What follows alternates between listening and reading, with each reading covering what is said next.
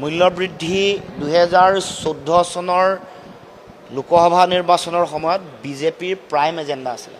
সুষমা স্বৰাজ ডাঙৰীয়া আনি আমাৰ মাজত নাই আৰু বিভিন্ন নেতা তেওঁলোকৰ নেতা লালকৃষ্ণ আদৱানীয়ে হওক বা বিভিন্ন নেতাই মূল্যবৃদ্ধিক মূল তেওঁলোকে আধাৰ হিচাপে তেওঁলোকে গ্ৰহণ কৰিছিল আৰু মূল্যবৃদ্ধি নিয়ন্ত্ৰণ কৰিম বুলি কৈছিলে। কিন্তু এতিয়া দেখিছোঁ 14 গ'ল, 16, 19, 21, 24 আৰু 26 চনত বিধানসভা নিৰ্বাচন যোৱাৰ পাছত প্ৰতিটো নিৰ্বাচন যোৱাৰ লগে লগে মূল্যবৃদ্ধিয়ে সাধাৰণ জনগণক সৰ্বশ্ৰান্ত কৰিছে আৰু জনতাই এই কথাটো নিজে উপলব্ধি কৰিব লাগিব। আমি বহুবাৰ কৈ আহিছোঁ কিমান শতাংশ মূল্যবৃদ্ধি হৈছে, আমি বহুবাৰ আমি কৈ আহিছোঁ, কিন্তু উপলব্ধি কৰাৰ সময় জনগণৰ নিজৰ আহি পৰিছে।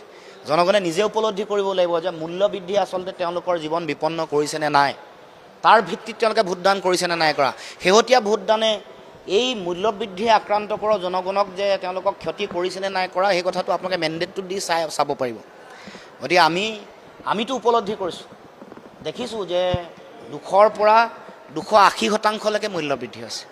আনকি পেট্ৰল, ডিজেল বা গেছৰ চিলিণ্ডাৰৰ দৰে যিবোৰ এচেঞ্চিয়েল কমডিটি আছে বা আন খাদ্যবস্তু আছে, অত্যাৱশ্যকীয় সামগ্ৰী, খাদ্য সামগ্ৰী আছে, এইবোৰৰ মূল্যবৃদ্ধি যিটো ব্যাপক, সেই বিচাৰ বিশ্লেষণটো সাধাৰণ জনগণে কৰিব লাগিব।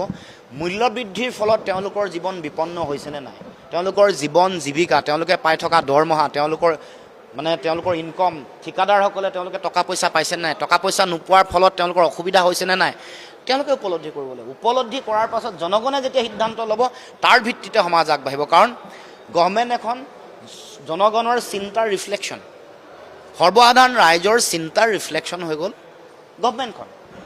যিগৰাকী জনপ্ৰতিনিধিক তেওঁলোকে প্ৰেৰণ কৰিছে, যিখন চৰকাৰ তেওঁলোকে বনাইছে, সেয়া জনগণৰ চিন্তাৰ ভিত্তিতে নিৰ্ভৰ কৰিব। গতিকে মূল্যবৃদ্ধি হোৱা কথাটো মই নিশ্চিতভাৱে অনুভৱ কৰিছোঁ, আপুনিও নিশ্চয় অনুভৱ কৰিছে আৰু এইটোতো তথ্য সমৃদ্ধ। তথ্যই কৈছে আগতকৈ বাঢ়িছে।